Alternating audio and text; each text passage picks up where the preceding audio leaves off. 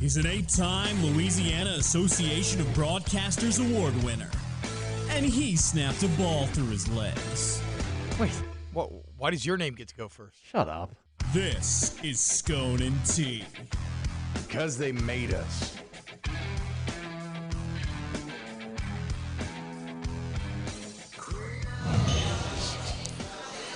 All right. Yo, what up, though, dude? Are we on? Are we recording? Is this being saved for posterity? Unlike our excellent 20 minutes last week, lost to time. To Scone T. Shut up.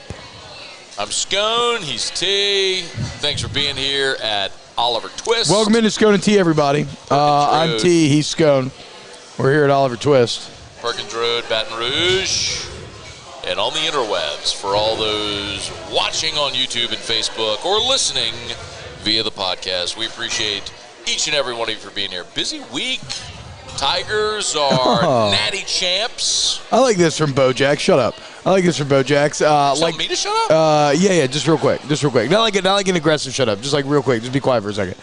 Bojack says. What the fuck was that? Bojack says, like wiping your feet off at the door. Hit that thumbs up, boys. There you go. You enter the chat.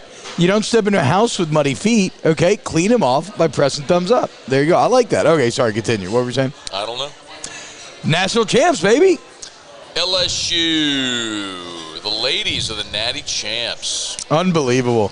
Not only the win, but honestly, the manner in which that has gone insanely viral. Everything about their championship is pretty stunning. I mean, not just for Angel Reese with the "can't see me" gesture and everything that happened there, all the backlash on Twitter, but like her social media following, Kim Mulkey, the virality of all of it. It kind of was a really cool crossroads of a bunch of different sectors where it was. You had star power with Kim Mulkey. You had star power with Caitlin Clark, who generated an awful lot of buzz because of their upset over South Carolina, which was this big deal. And then LSU just boat raced them. Well, it was crazy how the whole thing played out. In terms of star power, too, because there's a clip going around for a Barstool show, the Mark Titus show, where he's talking about, I effing hate Kim Mulkey because, I don't know any LSU players. I know all these other players, and I don't know any LSU players. So the thing about star power is, yes, Caitlin Clark, undoubtedly in terms of the mainstream sports news cycle, is the biggest star. But Flage and Angel Reese, by far, had more followers on Instagram than everybody entering the tournament. I think Flage was about 800,000. Angel Reese about 500K, right? Angel Reese is now over 1 million. I'm not sure if Flage is as well. But the point is, yes, Kim Mulkey is a sports superstar for sure. Caitlin Clark was as well. But we cannot discount the following of these super big personalities on this LSU basketball team. But I agree with everything you said, right? The ensuing news cycle, combined with the ratings, has proven to you the massive, astronomical, mind-boggling jump that women's basketball has taken. I mean, Matt, we're 2 years removed from the weight tree in the hotel, right? Wasn't it just 2 years ago the girls showed up for the tournament and their weight room is literally one tree of shitty dumbbells in the middle of a hotel conference room? And now the championship game is drawing 9.9 million in a game that wasn't even close? In a game that wasn't even really close, you not only had 9.9 million average viewers, and we all know everything that beat, but you also had a news cycle that has lasted 48 hours in some parts, maybe even to 72. And the news cycle is about bitching about the referees and some drama that happened. That's how you know you made it. Okay, no, Matt, there's no debate over the quality of the game. Nobody's talking about, was it can these girls play? What's the quality of blah, blah, blah. No. Everybody's just talking about the drama that happened within the game. And I think, man, I think that it's just a sign that the girls' game is growing. I should say the women's game is growing astronomically. I'd love to see it. So I'm not just being a contrarian, but I don't know that I'm going to go to that point yet. I think you're going to have to stack years on top of years of that type of result because, Do you even know who South Carolina beat in the tournament last year in the championship game? No. That's my point. Like, if the women's game had gotten a foothold and was growing, you would have that type of escalation. What has to be proven is that this isn't just a meteoric one-off and then it reverts to the mean. There was a lot. Here's the thing. A couple things. Number one, not considering all the points that we just said, which are very true. You had star power, you had transcendent star power, right? Like, if I had honestly asked you, T, a month ago, would you have known Caitlin Clark's name? Like, would you have known who she was? No. That's my point. Like, so she didn't have this tremendous following and star power, any of that stuff. Like, they beat South Carolina. She scored 40 and everyone went, holy shit. She's like, pulling her from 36, and she was fun to watch, right? So you had that, and then you had the inverse stylistically, which was the way LSU plays, with a lot of flash and flair and all that sort of stuff. But I think one thing that the women's tournament has done very, very well, though you're breathing very heavily into the mic. I gotta look. Maybe it's just because I'm listening on one ear. And everyone says my mic sounds bad. Do I sound bad? Not to me. Okay, everything sounds bad in my ears, though. Okay. And it may just be off because I only have one channel in my ear. But so sorry for everybody watching or listening. One thing that I think the women's game did very smartly in their tournament is they moved from Sunday, Tuesday, where they were basically like just lost in the aftermath of the men's Final Four and the men's championship game, to Friday, Sunday. So now they are the precursor, right? They get their own day. And then I love that they played the championship game as a matinee on Sunday on ABC. They weren't going to be able to bump Sunday night primetime programming on network TV. Like, I don't even know what is Sunday night on ABC. I don't know what it was. Yeah, I don't know, but I get what you're saying. But Sunday and Thursday are two massive days in television, and so the networks aren't going to bump whatever their Sunday night programming was for a women's basketball game. It's just not going to happen. But you could do 2:30. And so you got 2:30 on ABC. You weren't competing with anything else in primetime. You were on network. You had star power. You had Kim Mulkey, the Jackets, like you said, Flage, who had transcendent appeal because she's a rapper. You had Angel, who had kind of become known. Caitlin Clark for different reasons because of the way the big upset against South Carolina. So you had all of these things working together, and then the game delivered. Like, T, a week pro. Oh, look at this. This is a flaming, what is it, IPA? It's a Mai Tai IPA. A Mai Tai IPA. So it's a Mai Tai with an IPA top.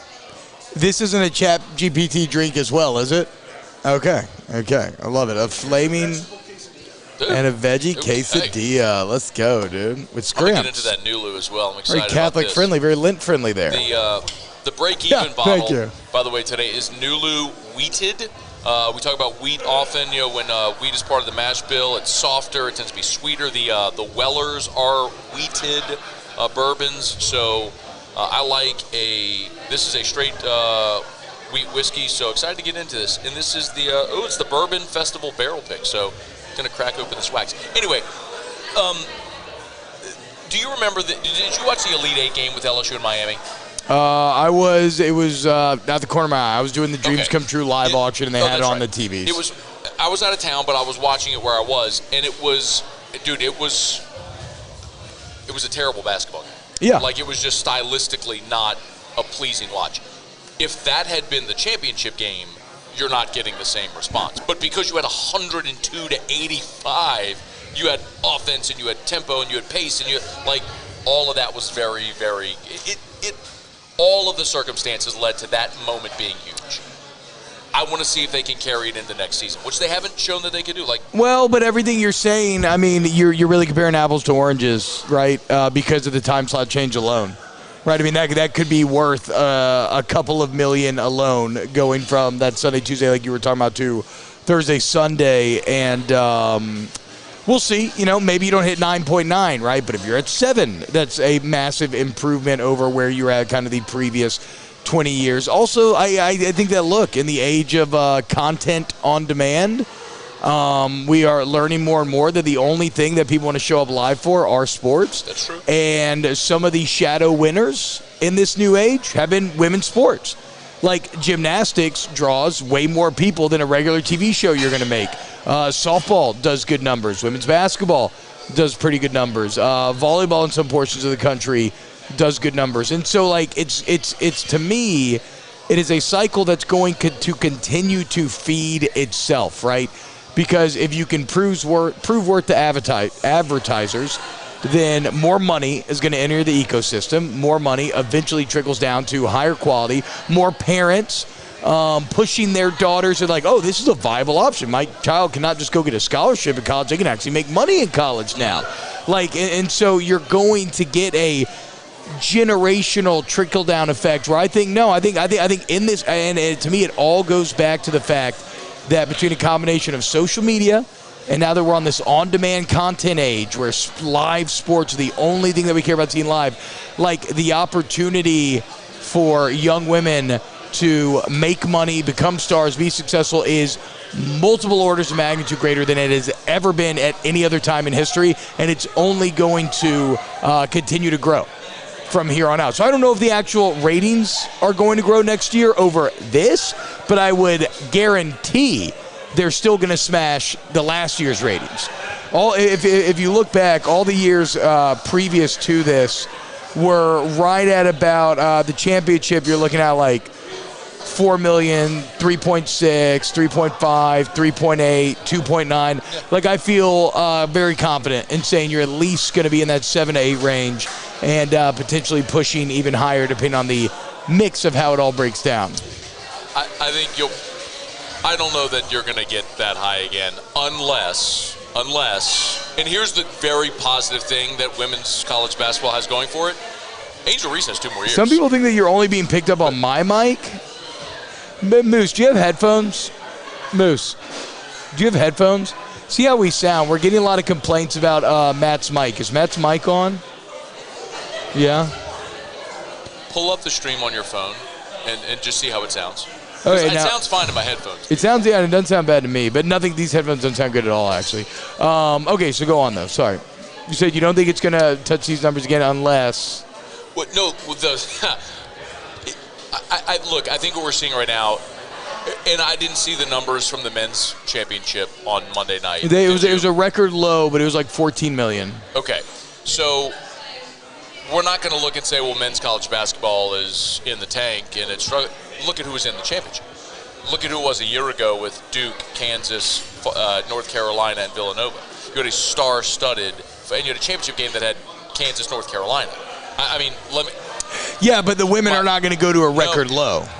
You know what I'm saying? Right, no, I understand. But what I'm saying is, even if you have a dip next year, it could be a result of the teams in it, because teams are going to be a draw. No, but it doesn't matter. But do you agree that it's still going to beat those numbers that I just rattled off? You're 21, 22, 19, 18. I think it depends. Where it's all about 4 million. 4 million is where you topped out before. I think you have a very large sample size there that suggests that's your mean, and that's where it will probably revert to, unless you get star power in the Final Four again, which is the benefit of Angel Reese being a sophomore. She's got 2 more years. Yeah. And to your point, her awareness is only going to continue to grow. Like, and in large part, this is one of those things where you can look to NIL and say, this is a perfect ecosystem for Angel Reese. Yeah. Like, did you see Cavender twins, Caitlin Clark, like all of them. I don't know if you got this. We get emails all the time from like people pushing guests or whatever.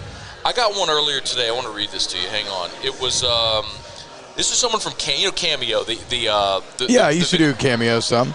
So Angel Reese's profile on Sunday, a Cameo from Angel Reese was $25. Yeah. Her Cameos quadrupled from 25 to 100, and for a business cameo, it's $2,000 now. Yeah. For a business cameo. I mean, bro, she hit 1 million on Instagram. Once you hit 1 million on Instagram, you can make a viable living just off of your social media following. She's at 1.2. Yeah. She was at 500. She was at 400,000 or 500,000 before the tournament started. She was in the fours. Look, basketball, So Charles Barkley had that weird interview that I think they recorded before the tournament where he talked about how NIL and transfer portal were ruining. At 1.3. Like, she's not slowing down. No. But they were talking about how Charles was talking about how he thought that NIL and transfer portal were ruining basketball, and then now only the big dogs would be able to win. And it's a weird interview because they played it late in the tournament, and then it's like fucking no big dogs are in there. But I mean, look, and I'm not passionate about the sport, so feel free to tell me I'm wrong. But from where I sit, it looks like no sport has benefited more greatly off of NIL and transfer portal than has basketball, because it's almost extended the scouting cycle. And it's allowed, instead of having to scout the entirety of the USA right out of high school, now a guy can go to Division II, prove he's really good, and then get on like an FAU or something, right? Or a guy who doesn't, maybe he wants to try to go pro, or he feels like he has to make money, but he's not good enough to make the NBA. Well, now he no longer has to go to Europe. He no longer has to go try to play semi-professional somewhere. Like, he can stay in college. He can benefit off of an NIL deal. So you're leading to more talented teams overall, because I think there's like a transfer portal trickle-down effect towards the top, but it's actually more democratized than I thought, because the big schools already got their players. They put all the resources to get kids out of high school, like they're already kind of set, right? But there's still a lot of good players underneath. And in basketball, it's only 5 guys, so it's not like trying to build out a football roster. You can get way better, way quicker. Yes, that's true. And so it's just a very friendly environment for creating more talented teams and more upperclassmen-laden teams. So, like, all of the things that were becoming these huge points of frustration in basketball not too long ago have kind of gone out the window now. Yeah. And it's a sport where you're visible, right? So in the social media age and name, image, and likeness age, not having a helmet on is absolutely massive, quite frankly. So, I don't know, man. It feels like right now, like the sky's the limit on potentially both sides of the equation. Well, with the people that argue against the transfer portal, look at a guy like KJ Williams. He's the Ohio Valley Player of the Year at Murray State, and then he leaves for LSU. Right, like that's who's hurt is the great player in the mid-major who leaves for a Power 5. It hurts the mid-major, but I don't care about the mid-major. Like I'm completely transparent. I am a sports elitist. I don't care to watch mid-major basketball or FCS football. I don't care. There's just nothing in me that cares about it. So, but in the same way, the mid-major now is poaching the D2s. Like it's like at the bottom, the teams are the biggest losing. But like, you could always do that though, because you could transfer up classifications and not have to sit out. So that's always been there. But it hasn't been taken advantage of, and there haven't been the resources poured into these scouting departments like they have been nowadays. And even if it's not D2, like mid-major to mid-major, right? Like, okay, you get one of your best players taken. Well, if you're a better mid-major program, this other one, you can go take their best player. Like, they're undoubtedly losers, but in basketball, it doesn't feel as concentrated of a group. Like, football feels like an oligarchy, right? It feels like a few major power players and everybody else. Basketball feels a bit more democratized. Maybe that's just because we're on the side of a tournament where, we're fresh off a tournament where there was more parity in terms of seeding than we've ever seen. But also, it was a year where there was just pure chaos and parity in college basketball. And that may continue. We just need a larger sample size to see if that is in fact what happens and continues. But one of the parts about women's sports, though, that has benefited tremendously is streaming. Because, like you mentioned, gymnastics, for example. In a day and age of linear television, which for those that don't know, linear television is like your traditional cable channels, not streaming.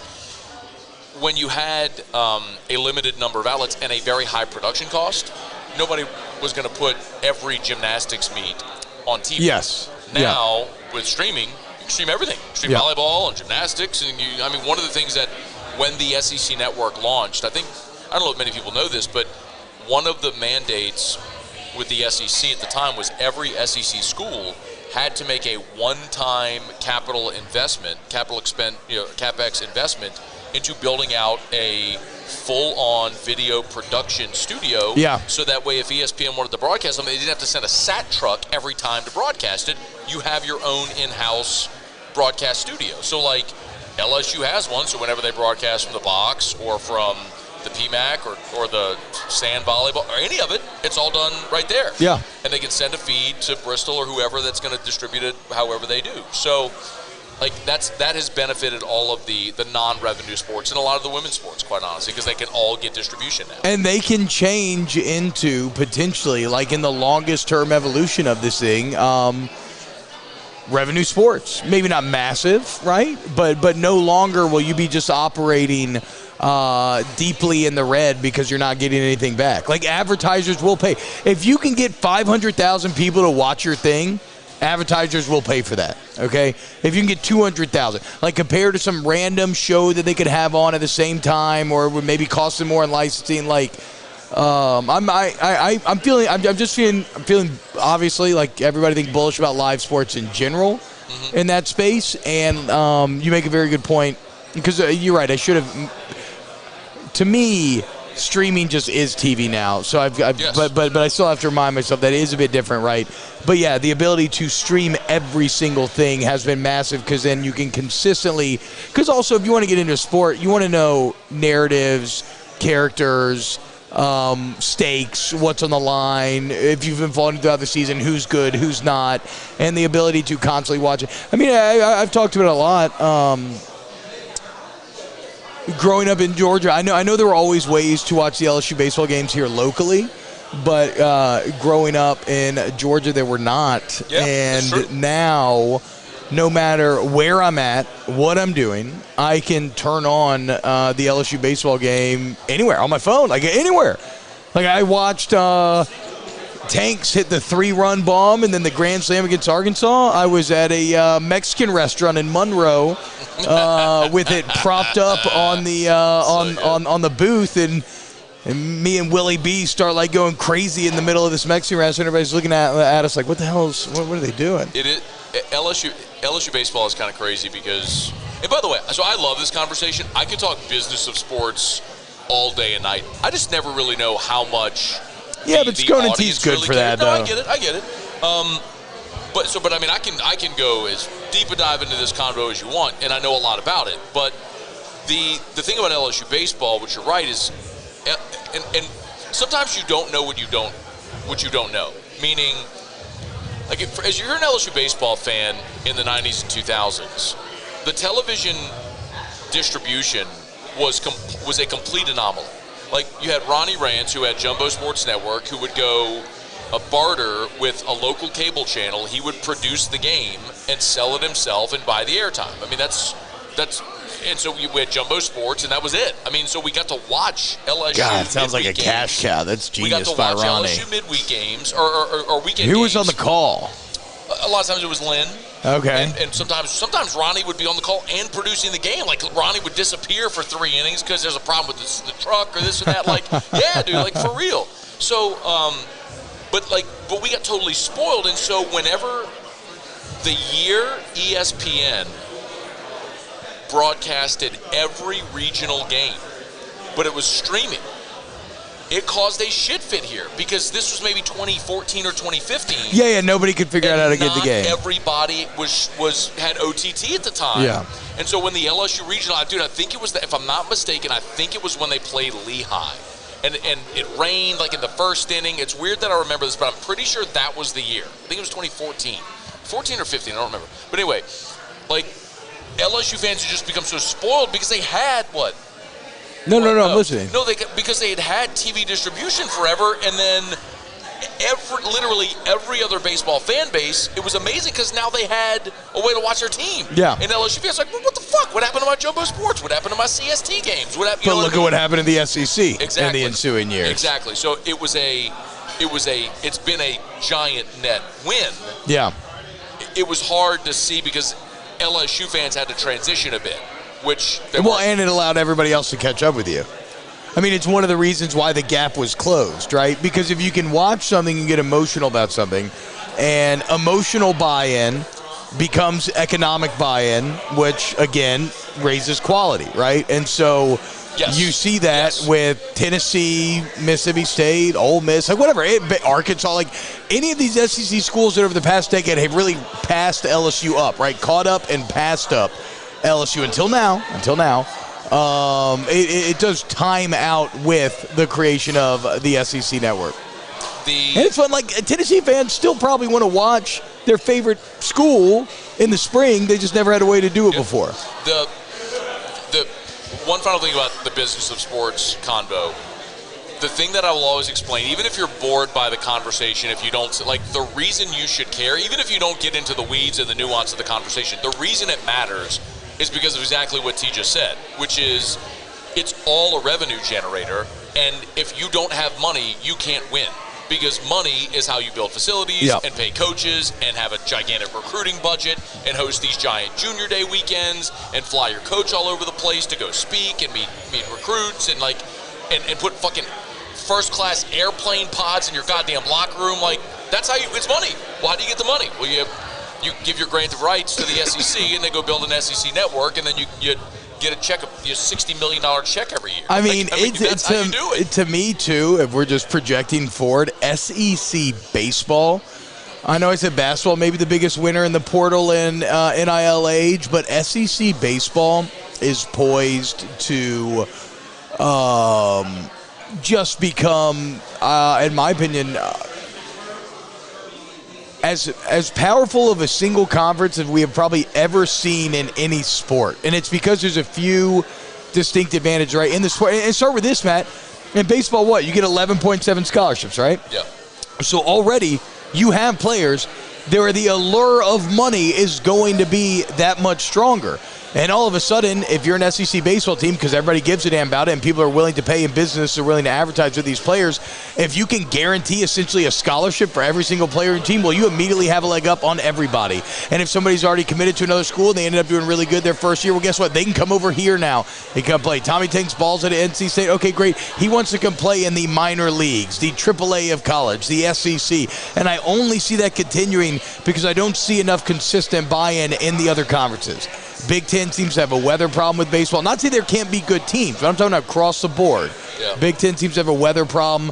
The ACC should be better. But it feels like the West. It feels like out West things are kind of like people haven't gotten bit with the bug as much. Like they haven't gotten the viewership numbers that the SEC has been creating. Like they're still maybe putting together some good teams, but more and more you're seeing people go from out West down here to the Southeast. So I don't know, man. It just feels like there is going to be a massive concentration of power because, again, we care, and so we put money into it at an unparalleled rate, not LSU, the SEC, compared to all other conferences.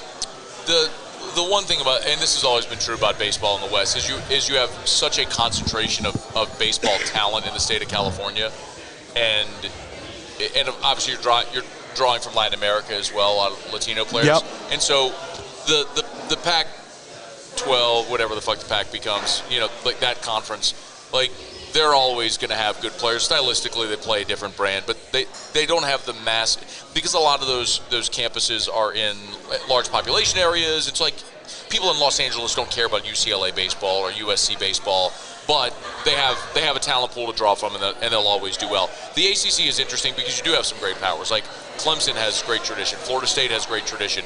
North Carolina was in the championship series in back-to-back years, and they've generally recruited very well and put together good teams. So you mentioned NC State, which has pumped out first-rounders and has made the College World Series. So you do have talent. Miami obviously Miami's got great tradition. So the ACC really is a great baseball league as well. Just to your point, can they keep pace though? No, the SEC just the give a damn in the SEC is just different from fans and administrators and everything. And look at LSU's last recruiting class, which again is a bit of an anomaly, right? It's a bit of Jay Johnson. It's an anomaly, but Nevada, Pennsylvania, South Carolina, California, Texas, Florida, Georgia, Louisiana, Nevada, New York, California, Canada, Mississippi, Louisiana, Texas, Louisiana, Tennessee, is UT? No, Utah. Louisiana. I mean, all over the country. And as we know, because this class was really stupid, basically every one of those players number one at their position in that respective state. So going wherever you want and picking the best player out of these states. Yeah, baseball's going to do really well. I love it. It's great. It's cool. Because also 14 teams is a great league size to wrap your head around. Like you can 16. Even better. 14 is like a little small if we're talking about the whole league. Yes, 16, perfect. You can know the players, you can know the storylines, like I said, You can kind of keep track of where everyone's at. Really good Twitter follow. I love the SEC Baseball account. And it's just it's just at SEC Baseball. I feel like they do a very good job of presenting, a lot of information and very easy to understand graphics and packages and everything. It's probably my favorite way to keep up with the SEC as a whole. Real quick reset. We're here at Oliver Twist on Perkins Road, and there is a Wine and Dine Thursday this week. That'd be tomorrow. Saldo Zinfandel for $10 a glass. All you have to do is buy any food item to qualify. Buy any food item, and you get Saldo Zinfandel for $10 a glass. Saldo, by the way, is from the Prisoner Wine Company. Was there when I was in Napa last month. Prisoner, by far, my favorite bottle of Cab. That and Austin Hope. Prisoner was great. So Prisoner did a collab with High West whiskey, where they basically traded barrels. So Prisoner did some of their wines and aged them or finished them in whiskey barrels, and then vice versa. They finished the whiskey in wine barrels. And so I bought a few bottles of the wine when we were there at Prisoner. It was great. So Saldo is a Prisoner, is a line of Prisoner wine. I had a beer that was maybe finished or infused with some amounts of wine the other day. What was it called? Doesn't matter. But it was it's definitely one of those one glass, one drink drinks, but syrupy. It wasn't overly syrupy. It was just a flavor that was interesting, but I don't think it's one that you just want to consistently drink all night. But it was very fun to try out for sure. Oliver Twist is awesome, y'all. These are some veggie quesadillas. Yeah, this is really good. This IPA Mai Tai that came out here on fire with a crouton in the middle. I would highly recommend, man. Our guy Cliff was outside. He had the Oh, you mean Waldo? He had the catfish. Yeah. I was like, hey, where's your beret? You just got off the gondola? Long day pushing. Stocking cap. No. Waldo's. I'm making two separate jokes. Okay. He also looks like a gondola driver, right? Put him in a little black beret. He's like, got it. Beneficio. Hello. Come. Yes, I take you. Go down the canal. Trust, come. So you can always come to Oliver Twist, right here on Perkins, near Essen. Awesome spot, great craft beer, about 1,000 whiskey bottles behind us. Tonight's break-even pour until 10 o'clock. The Nulu weeded it's the Bourbon Festival pick.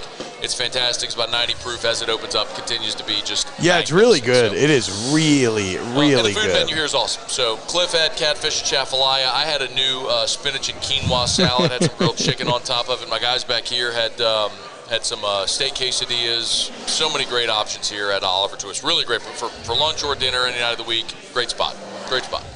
All right, I agree. Are we done talking about the women's natty? You want to talk some LSU? I guess that was women's natty, right? Well, we started with women's natty. Well, we never even talked about the actual game. One thing I'll say about this women's team before I move on, a few things. First, I don't think I've given enough love to LaDasia Williams. She was the unsung hero, and as myself, a two-time winner of the Jeff Boss Unsung Hero Award. Okay. I got to shout out my fellow unsung heroes. LaDasia Williams was fantastic the entire tournament, just consistent, played every minute in the championship, had a big 15. You don't even realize it. She looked great. So shout out LaDasia. And then shout out the entire team as a whole. It is, in a tournament setting, a team that can be like Bruce Lee, right? The old Bruce Lee clip. Be like water. Adapt to whatever the container at hand is. Adapt to the situation at hand.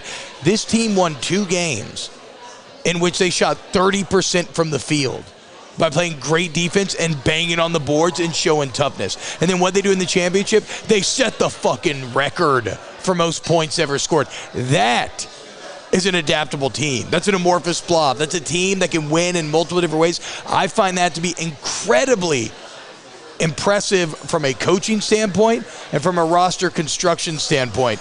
And it just really reinforces what a job Coach Mulkey did when you win a national championship using every facet of a roster, Matt, that was made right before the season started. 9 new people. 9 new people. We talk about on the men's side of the equation, we're going to give that man rope, obviously, because he took over an awful situation, potential penalties hanging over the program's head, no players on the roster. But Coach Mulkey brought in 9 new people, right? Like, Jerome Tang from Kansas State brought in 8 new people. Like, expectations should be very high and higher than ever in this modern era for your first or second year coach to have significant improvement. So I think you might have turned T-Bob down. Shout out to Coach Mulkey, as she is just an absolute. Yeah, I can hear myself. These headphones are kind of janky. Mine is, at least, very janky. But that's all I wanted to say about the game itself, is that I'm so impressed with the team, toughness in the semifinal, the way that they, even a tale of two halves in the championship game, their stars getting in foul trouble. Their stars get in foul trouble, your stars get in foul trouble, and you just handle it way better. And shout out Jasmine Carson, because how could you not? Shout out Jasmine Carson. Okay, I'm logging your Scone and T questions. I'll wait to answer those. Or I guess I'll get one here while Matt's figuring this out. Okay, never mind. He's back. Does this sound better at all? Yeah, it does sound better, I think. Again, my earphones on these headset are pretty fucked. That's okay. I was just seeing if maybe being plugged into a different port might work.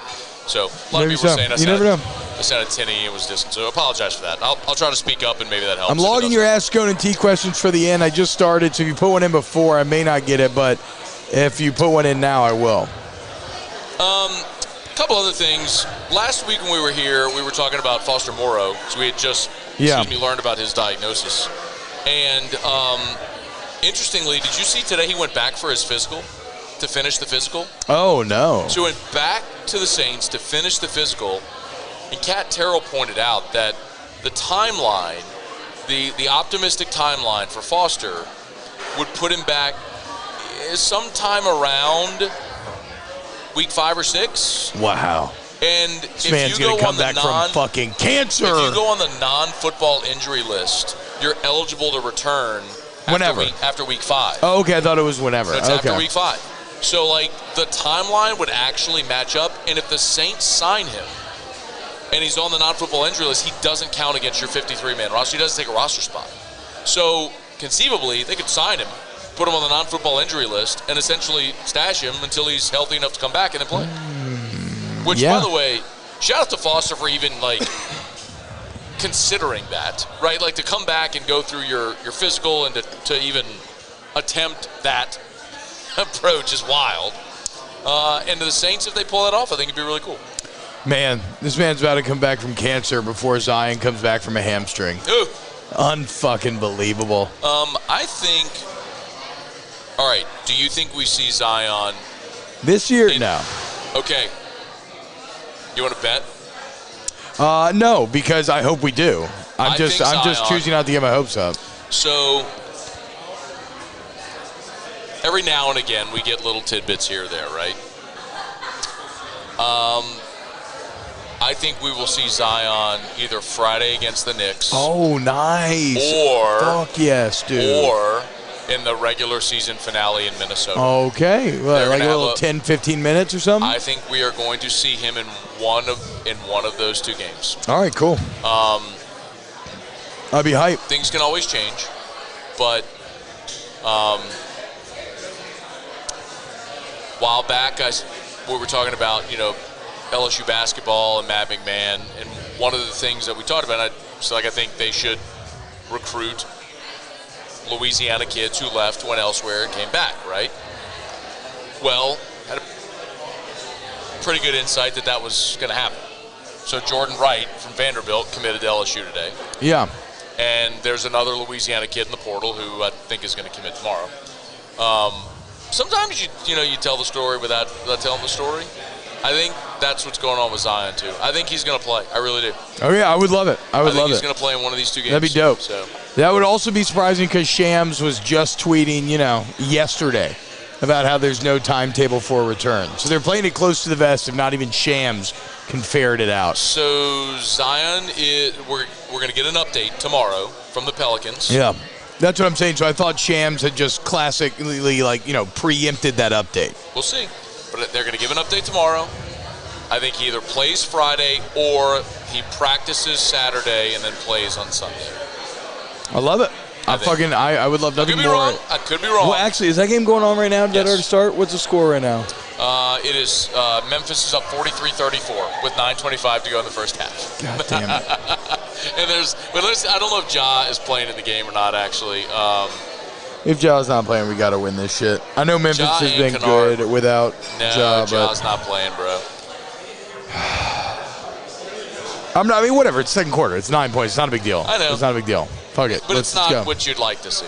No, but it's fine. It was 34-32 at the end of one. This is still super.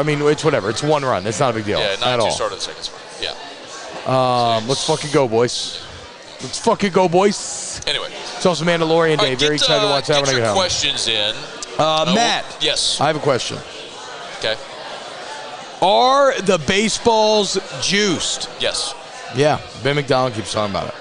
Everybody's talking about it. So how does the sport of baseball get away with doing this and just not telling anyone? That's what confuses me about the whole thing. I think that's where my question comes in.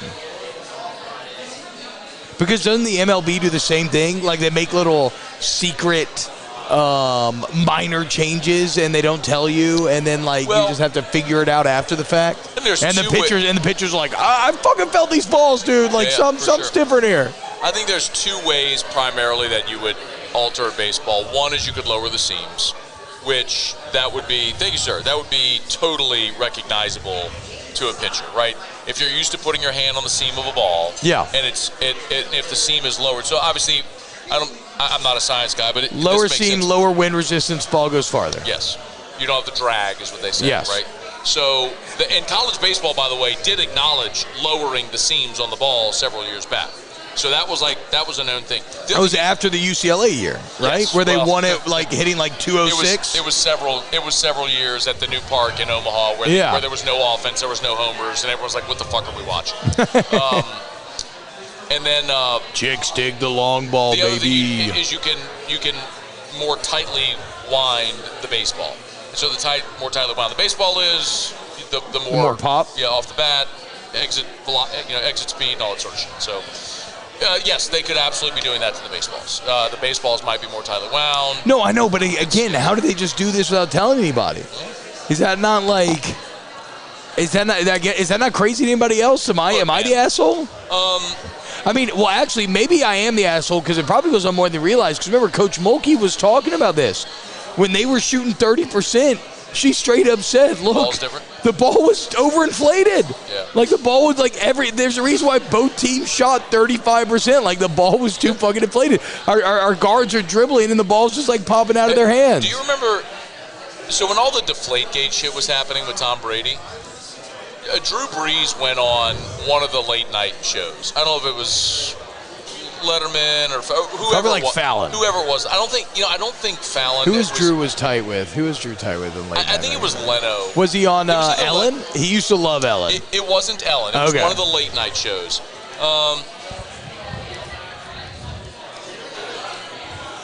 But didn't we learn in that every quarterback used to do shit like that, basically? Well, here it is. It was on Conan. Okay. Look, here it is. Shout out Conan, it was legend. on Conan. And Conan did this thing with Drew when Deflategate was happening. And Conan handed Drew 4 or 5 footballs and said, "All right, what is the PSI on this ball?" And Drew just held the ball and he guessed the PSI every time. Oh, no way. So it was the segment on Conan. This would have been 8 years ago. So wow. Anyway, look, I'll show you. And he guessed it correctly? Look, it was just, he's holding it, and he just and Brees would just guess the PSI every time. And he got it every time. Oh, I got to watch this video. So, anyway. But it gives you, what we think seems impossible to them is not, because it's what they do every single day. It's what they're dealing with every single day. They know if it's different. Yes. So, if you throw 1,000 footballs a day, you're going to know if it feels different in your hand. Yeah. And he's been doing that his whole fucking life. Yeah. You know what I mean? So a pitcher would know if a ball feels different in their hand, absolutely. And I would believe the ball's juiced. So, and how do they get away with it? I don't know. Are they obligated to tell anybody? No. No, I just figured they would be, but maybe it's just better to just let it go unsaid. From my perspective, I would rather a juice ball. I want more offense. Like when college baseball deadened the bats, it was crippling. They didn't want the rocket launchers anymore. Yeah. They didn't want 188 homers like 97 LSU, but they went too far the other way. Like they went way too far the other way in completely eliminating offense out of the game because they were trying to get. That's Gordon's Ferrari. Kim Mulkey's in Gordon's Ferrari. The G team, baby. We're now G team members. Yes. Can we ride in Gordon's Ferrari? Gordon? No. I bet he let us. Gordon's like, nah, bro. That's for champions. I'm not telling you he would let me drive his Ferrari around town, but he'd let me ride in a Ferrari. I guarantee you, bro. Look at Angel doing the can't see me on the parade. I'm putting a request out there. G, I want to ride in your Ferrari, bro. I'm not talking about Gordy Rush. All right, hey, now. Well, I mean, yeah, you should probably guess that one. It's a total flat ball. God, I used to love Conan, dude. Conan was always my favorite late-night host back in the day. Spring football, anything interest you? No. LSU South Carolina baseball series. I saw that Toviano was repping with the ones at nickel because Greg Brooks was hurt, and I suppose that's mildly interesting. But that's literally the only thing that I've read on it in the past 2 weeks. All right, I'll give you a few quick notes on spring ball from info I have, and then we'll talk LSU South Carolina. Then we'll do questions. Toviano, they love him. They have the luxury of moving him around a lot. So he's played safety, he's played nickel, and he's played on the outside at cornerback. LaTerrence Welch and Zy Alexander right now are taking reps at the ones at corner. Denver Harris, very athletic. You can tell he's probably played mostly man in his life. Yeah. He's got to learn how to play zone and coverage and all that stuff, but very talented. They really think Chestnut and J.K. Johnson are probably the odds-on favorites to be the starters, but they're both injured, not going through spring. Yeah. They love Spates, huge inside linebacker. Oh, nice. It's going well so far? It's Spates and Perkins are going to be your starting inside backers. Okay, so Perkins is the inside, 100%, official. 100%. Yeah, I've heard that as well. And Penn's rotating in there, as is West Weeks. Whit Weeks, they love. Bigger, more athletic than his brother. She's the freshman coming in. So they love. It's one of the it's a dual benefit of pursuing a guy like Wes. Wes has value on his own, but you'd have to be naive to be like, oh, they were fully ignorant of his little brother being like a massive recruit that was coming the next year. They like him a lot. Look at Max Johnson. Denbrock is very high on Brian Thomas and Kyron Lacey's emergence this year. Okay. If you're betting on guys to go kaboom behind Malik Neighbors, I would bet on those two. Anything else? That might be it for now. All right, baseball, LSU South Carolina. I'm doing my South Carolina deep dive tonight. So I know that they've rocketed up to 6th in the country. They're 3. They're 3 in the country right now. In one poll. I know that when we talked to Kendall Rogers right before the season started, this was his dark horse SEC team that maybe, we kind of knew was going to be good. I think they started in the top 25, just around 20-something. But that they were kind of his dark horse team that was going to take off. It looks like that has happened. You got to go to South Carolina, so another great road test here. And they're 8-1 Interesting so thing far. About South Carolina, though, is they're 3. Oh, they're 27-3 overall. Yes, 18-0 at home. They haven't lost a home game. So their non-conference schedule has been shit. They did beat North Carolina yesterday in the midweek. They're 8-1 in the league, but their weekend series have been against Missouri, Mississippi State. Missouri did sweep Tennessee for whatever it's worth, and Mississippi State's awful. And then they got swept at South Carolina. I know, but they did sweep Tennessee. Was in 20-degree temperature. They did. Yes, they did. I'm just saying Missouri's not awful. They're not one of the best, but that's a credit to them. Is actually a bad team. And as we move through 30 games, but they beat Georgia, who's awful. Mississippi State, they took 2 out of 3, and then they swept Tennessee. So Or I'm sorry. They definitely swept Mississippi State, right? I'm sorry, Missouri. I'm sorry. No, their first conference loss was Mississippi State. They lost the second game of the state series. Oh, South Carolina did. So they took 2 out of 3. So Mississippi State's only win on the year is against 8-1 South Carolina. Yes. Wow. Yes. So I'm skeptical on South Carolina. Okay, that's fair. I'll put it to you that way. I think I need to. Contenders or pretenders? You're saying this will be pretenders. This will be a very telling weekend for South Carolina at home with LSU coming in. Who's going to be the day 3 starter? For LSU? Yeah. LSU's announced it. It is Christian Little. Look, here it is. Oh, when did that happen? Here you go. I thought he didn't do that stuff till tomorrow. When's the series start? Is this a Thursday series? So yeah, Thursday, Friday, Saturday. Shit. Game 1's tomorrow. So the SEC did this a few years back. They don't play on Easter anymore. So every team in the league on Easter weekend goes Thursday, Friday, Saturday. So you're going to have Skeens, Floyd, Christian Little. South Carolina will pitch Will Sanders tomorrow, Jack Mahoney. Both are junior righties. And then they have their game 3 as a TBA at this point. So major advantage to LSU on the mound, especially with Skeens tomorrow. But the real thing to watch this weekend is the weather. The weather in Columbia is supposed to be shit. Like it's like 100% chance of rain Friday, Saturday. Lame, dude. Like they may look tomorrow and try to get 2 games in.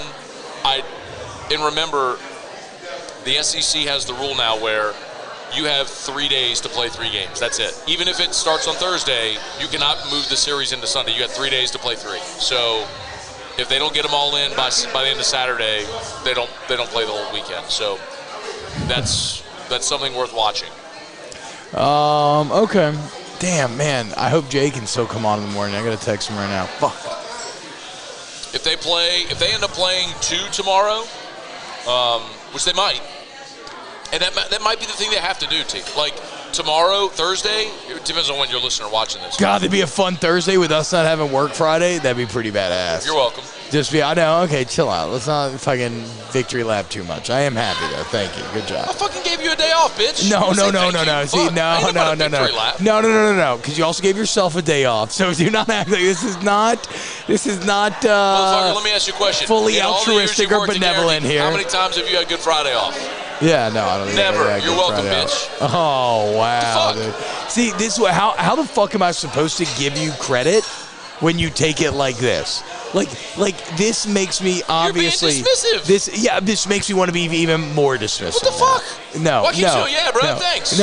Yeah, thanks. You gave yourself a day off as well, though. Okay. Let's be clear about that. I am super fucking excited not to work Friday, though. God damn, it could not come at a better time. You want to get to questions? We got a shit ton of them. Yeah, go.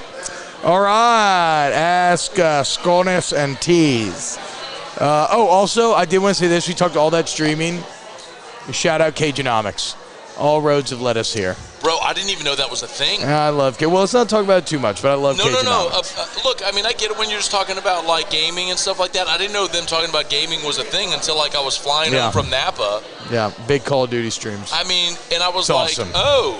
Chat super fun during the Call of Duty streams, too. I don't watch the chat, but, like, I'm watching the game. because remember we talked about, like, while we were watching the Call of Duty and the game and all. I know. Like, all the little logos on the bottom and stuff. I know, they're great. so good, dude. It was so good. I fucking love Cajunomics. I had no idea how long that was a thing. Best Warzone streamer in the game, Cajunomics. Shout out. It gave me something to do on the flight home from Napa. Yep. You know what I mean? Now, granted, it was the day LSU lost to Iowa. That was a brutal game. That was a brutal game, you know. They got to Brody Brecht, though. But that lefty was kind of. They should have fucked him up even worse. What kid can throw? But they kept but then he would be like, "Oh, I'm going to walk 7 guys and then strike out all 3." All right, here we go. Ask Scone T. What are your realistic? Shout out to the guy who posted the picture of his baby. Yeah, that's really sweet. Shout out. Wait, Michael Thacker. Yeah, bro. Shout out. He posted a picture of his little baby watching Scone T. Watching Scone T. Just smart fucking baby. Hey, bro. That's what I was gonna say. It's watching an award-winning show, but that's whiskey and wine. Oh shit! Never mind. It's like it feels like the same. It's kind of the same fucking thing. Ask Scone T. What are your realistic expectations for women's basketball next year, considering the class coming and what we have returning? I mean, at this point, it's like Final Four, right? I mean, it is what it is. Yes. So the one point that I think I was trying to make earlier that I never got to was the thing that could as we were talking about ratings for the women's Final Four and what it might look like next year, you're probably going to have LSU and Angel Reese back in the Final Four again. Yeah. Like, they're going to be better. Like, Michaela Williams is the National Player of the Year from Parkway, and she's part of this #1 class. Yep. Everyone says she's a boss. I get it. You're losing Alexis Morris, and you mentioned LaDasia Williams. But, like, you're bringing back a lot of talent from your team that just won the championship and adding the best class in the country to it, including the best freshman in the country. Like, you're probably going to be right back in the Final Four again. Yep. And if that happens, you're going to bring a fuckload of eyeballs to the women's Final Four again because you're LSU and Kim Mulkey's Jackets, and it's like, hey, let's run it back. It's going to be a lot of that again. And if Caitlin Clark and Iowa get back in there, let's go. Scone T, what seed do y'all expect the Pels to be? I know, at the parade today. Scone T, what seed do y'all expect the Pels to be? Do y'all expect the Pels to be cautious of Zion in the future? Pels fans just want them to fly. 6. You think they get 6? 6. I hope They're so, winning man. tonight. The Knicks are sitting everybody. They're beating them. And Minnesota blows. They're beating them. Pels are with Zion. Pels are winning out. They're winning their next 3, including tonight. And then Knicks and Minnesota, they're getting the 6th seed. All right. Get 6. Homer. Forget about the play-in. This guy. Yeah. I will say this. My one thing is I'm not counting play-in as a playoff. I agree with that. So I'll give you, like, you can't miss the play-in would be a disaster, but you better get your ass in those 8 seeds if you want me to give you credit for 2 playoffs in a row. I'm not giving you credit for a play-in. They're not missing the play-in. For a miniature tournament. Yeah, they're already in the play-in. That's what I'm saying. So they got to win tonight to be in the play-in. Oh, I thought some other teams had lost to where they were already in. It was 2 teams needing to lose tonight, or a New Orleans win gets them in the play-in. Ask Scone T. But a win tonight, the lowest they go is 9. The great boxer Marvin Hagler said it's tough to get out of bed to do road work at 5 a.m. when you're sleeping in silk pajamas. Can Kim Mulkey keep this team hungry? A nice variation of one of my favorite sayings ever. Which from Dan, no, that is true. But from Dan Carlin's Hardcore History podcast, I mean, he didn't say it, but that's where I came across it. Wooden clogs on the way up, silk slippers on the way down, right? The things that made you great and made you tough and made you get there first, can you somehow maintain that edge when you have all the glory, you have all the riches? It's what Saban does. It's why what he's done is incredible. It's what Kirby Smart is doing with George right now. I'm fascinated to see if he can keep it up with this just mind-boggling amount of success that they're having currently. So, but I think Kim Mulkey's proven it. So I think she can, yes. Kim had a great comment. I don't know where it was posted, but she was talking about the difference between loving to win and hating to lose. Yeah, I feel like I heard that. I don't know. And it was her point was, some people hate to lose, but when you lose and you go outside, you forget about it 10 minutes later. The people who love to win, they're driven to win. Yeah. And that's the thing that drives them all the time. True. Kim is that. That's proven, right? I mean, that to your point. Yes. I don't worry about that at all. And I think the mentality of your coach is pervasive through a program. That's why Nick can turn over as many assistant coaches and players, and they never fall, because the head is always driven by winning, and it's going to surround themselves with people that want to win, and I think you're going to have that with the team. Like, I would be very surprised if they're not in the Final Four again next year. If LSU football has, yeah, I agree. Then again, it's like, well, I'd be very surprised if they're not like a 1 seed or a 2 seed, right? I mean, I guess tournament can always go awry, but yeah. Does LSU football have a chance to make a run this year? What will be the limiting factor that prevents that? So define a run. You define a run. What's a run?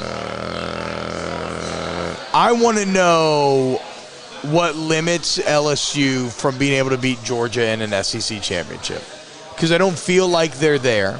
And why do you think that is? Because I feel like they can win the West, right? Like, I feel like they can clearly win the West. What were the things when Georgia was really good? What was the thing that kept them back, that held them back from being able to beat Alabama? If you ask Georgia fans, their answer is always quarterback play caller. Well, now you lose. Quarterback playing what else? Play caller. They always is that accurate though? Because they kind of beat Alabama with their receivers getting hurt, but yeah, that was the narrative, right? And then, well, no, they beat Alabama with Todd Monken. No. I know. But, like, do they beat Alabama in that natty if Alabama's receivers don't get hurt, right? I mean, no, that's fair. a level-headed Georgia fan that's is like, fair. But I'm saying, like, before. No, but I get what you're saying, yes. No, So Monken and Stetson Bennett were incredible in the biggest games. You lose Monken and Stetson Bennett, I need to see what that offense looks like. That's all. But what do you think will hold LSU back from being, like, where do they not stack up with Georgia? I just think on a player-to-player basis, Georgia's just still a little bit better. LSU's roster is nice, a lot of solid to great returning pieces, like definitely a top 10 roster in the entire country. But Georgia, Alabama, and Ohio State on man-to-man level remain and cut above. But Georgia doesn't have a quarterback and new play caller, so we'll see. So I guess what do you think could hold LSU back, though? That is the question. Maybe the secondary still got a lot of questions? I don't think nobody is going to accuse me of being like an unapologetic homer, right? Can we agree on that? Yeah. So I'm going to say something with the context. Yeah, your former leader of the Nega Tigers, Lady Moscona. Fuck you. If I legitimately thought they were going to suck or lose, I would tell you. I think LSU is more than capable of beating every team on their schedule. And if they play Georgia, they're more than capable of beating Georgia. Like, I don't see the hole. I guess they just need Jane Daniels to take the next step, the consistency step. On a given Saturday, if you're playing a tight game, like, does your kicker make the kick? Do you limit the turnovers? Like, I don't think kicker's interesting. We don't think about kicker a lot. Last year, I would have said, man, look, LSU's defensive line is so thin. Yeah. Georgia was able to just dominate up front. You got two freshmen starting offensive tackles. But on both sides, right? Yes. But even defensively. And Kelly said that. He was like, we kept up explosively, but we couldn't hang in the trenches. He had a quote that basically said that. And I think they have addressed that. I think the way they attack the defensive line in the portal, and you're getting Mason Smith back. And on the flip side, I cannot fathom a scenario, save cataclysmic injury, that your offensive line isn't one of the best in the SEC. Yeah, I agree with that. So, I don't know where I would look and say, yeah, that is a total liability. Last year, we could have looked at spots and been total liability. And they still won 10 games and had a really nice season. I don't see that whole issue. So, it's really just a matter of, on a given Saturday, just playing your best game and beating the team in front of you. I think they're capable of beating anyone on their schedule. Raymond asks, who's Caitlin Clark remind you of in terms of how she plays? I said Larry Bird. Thoughts? Look, I'm not the best to ask this question. I just go back to Steph Curry. I just go back to Steph Curry because she is so clearly to me a child of the Steph Curry age. In the past, no one has the green light to practice taking the threes from the situation that you see Caitlin Clark taking threes from. Like, the one that stands out in my mind is the behind-the-back dribble into step back with a player in her face. That is Steph Curry 101 right there, and that is something that was never acceptable from a coaching standpoint before Steph Curry. So, to me, that's where I'm going. And it's chalky, and I get it, but whatever. God, Larry Bird's an ugly son of a bitch, man. Larry Bird was a small forward. Like, I get it, he could shoot, but fuck, he was a small forward. She's a guard. Yeah, but Midwest white person. Is that it? Like, is that really it? It's not it. But, like, is that really it? Like, do people just see this country girl from Iowa, like, and they go, "Oh, white girl from Iowa"? I think we're all, I think we all have a little bit of that in us. I think, yeah. I don't think it comes from a bad place, but I think a lot of people fall into comps like that. It's like anytime you see a white receiver, Wes Welker. Exactly. It doesn't matter if he doesn't play like Wes. It looks like it. Larry Bird. No, so it's boring. It's boring. 6'7" small forward. It's boring, but she's a child of the Dame Lillard, Steph Curry generation. Like, that's who she plays like. She's a sharpshooting guard. Anyway. When is Mason Smith returning? The fall. Fall, yeah. Fuck spring ball and Mason Smith. Thank you. If you put Mason Smith out there for spring ball, you should be tried for war crimes. Palmer asks, Scone T, have the pitchers underperformed to preseason expectations? Yeah, Paul Skeens is really disappointed. Okay. So that's just say, I get it what he's getting at. I get it what he's getting at. He framed the question poorly. Because Skeens and Floyd, had to figure it out, but they've been fantastic. Obviously, fair to say it about her. Garrett Edwards been fantastic.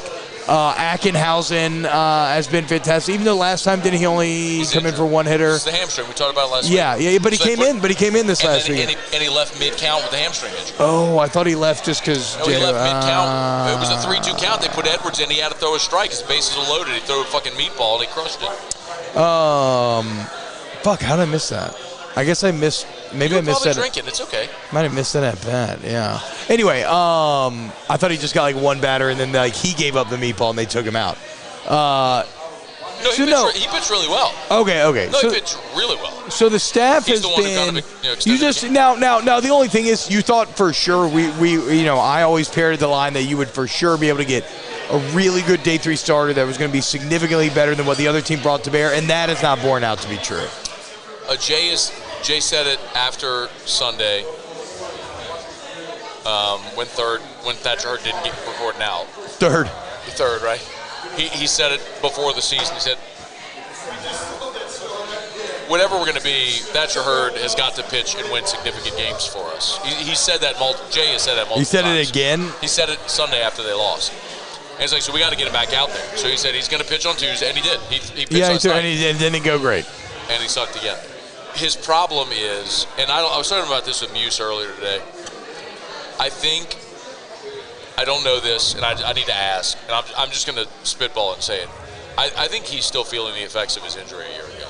Possibly, he had a for back injury that cost him most of his freshman year, and really his fall. And the problem is he can't throw strikes. Last night against Nichols, he walked 2 batters. God, he was so good against Texas, though. I get it. But if you can't throw strikes and you're constantly behind in counts, then you're pitching in high-stress and high-leverage situations with runners on base, behind in counts, and you're forced to make good pitches, or you're forced to throw the ball over the plate in a hitter's count. And if a hitter knows you throw the ball over the plate, doesn't matter how good your stuff is. Like, if they know it's coming, they're going to fucking hit it. Good hitters will. So he's got to be able to have better. It's not a stuff issue. It's just his command. And, like, if he can figure that out, he can be great. But it's not there now. You can't run him out there. A lot of people are calling for Shores to start on Sunday. I know Little's starting, but what do you do with Shores eventually? Here's the problem with that. Like, Chase Shores right now, Garrett Edwards, and I would probably now start to work Griffin Herring in there. Certainly is your best left-hander. Those are your best arms out of the bullpen. If it's 1-0 through 7 tomorrow, you're winning 1-0 through 7 tomorrow. Who are you getting out of the bullpen? Tomorrow night. Yeah. You said, what about Garrett Edwards? Did you already mention Garrett Edwards? You can bring Garrett. You want Garrett, or do you want Chase Shores? I mean, it would be one of those two. Right, to your point. Like, they have more value in getting you a win in games 1 and 2 than they represent in game 3. You have a chance to get the win now. Yeah. No, I agree. Give the ball to your best arm. Now, the best case scenario is you're winning 13-1 tomorrow through 7, and you could let me pitch throw like whoever. It doesn't matter, right? And so then you can. So that's why what I thought they would do, honestly, is he would leave Sunday or game 3 TBD. I thought so too. And he would get through 1 and 2 and just see how it went. But here's the thing about Little starting, and this is why I do like Christian Little starting. Like, Christian Little, when he has come into the game in leverage situations, you're in the game, you're pitching out of the stretch, and you're in high leverage situations. It's very different when you take the ball to start the game. There's nobody on base. It's clean. You're out of the windup. And some guys are just more comfortable like that. And so if that's what I can get out of Christian Little and he can get me through the lineup once on Sunday, cool. Yeah, hell, if he can get through twice, I mean, let's go. You started Thatcher Hurd this last week on Sunday. He didn't record an out. Yeah. So, like, now some of it, I mean, it's fucking pop-up on the infield that Gavin Dugas was played and there was some shit, but, like, I get it. I get what he's doing. So is Shores maybe your third best arm? Sure, I can make that argument. But I could also argue he's more valuable to you potentially in games 1 or 2 if he helps you get the win if you have a lead. Yeah. No, exactly. We kind of did that with Edwards as well Same today, thing. talking it out. But now people are saying about Griffin Herring. Okay, so I'm supposed to say it's Herring, right? But he he's looks so good in that game 2 closing situation. So people are I got to get extra strikeout? Fine. Fuck it. I'll do it. That was some mental toughness, bro. But people are like, well, Herring should be your closer. And I'm like, no, he should not be your closer. Because if, let's say tomorrow, Skeens gets through 6 2/3 and you're up 1-0. Same scenario. And South Carolina's got a lefty coming up, and it's a fucking bopper.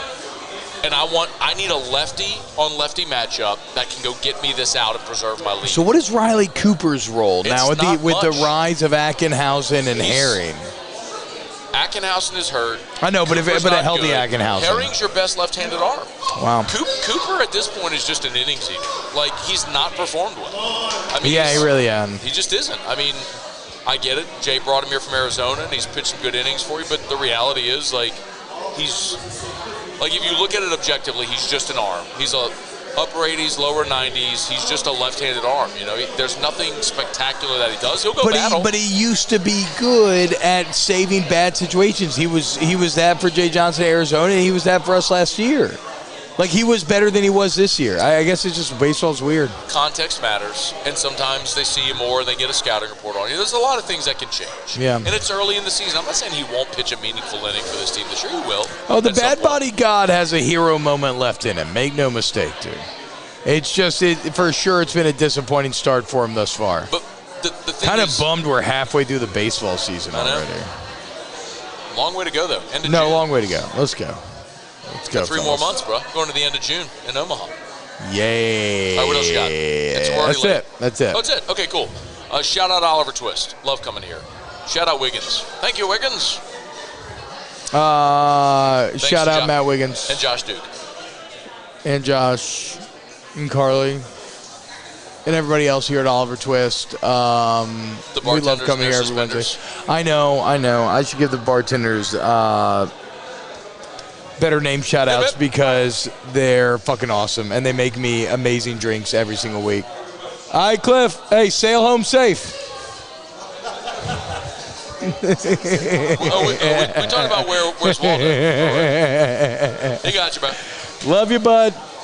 Look, they got some wine in the decanter over there. Wow. That looks delicious. All right, let's go. All right, we love y'all. I'm going to go watch Mandalorian. Are we still streaming? Let's see. Yeah, I don't know. We have it on for the last 40 minutes probably. No, we're still on. Because Jonathan O'Neill said I get anxiety every time I see Cooper head to the mound. No,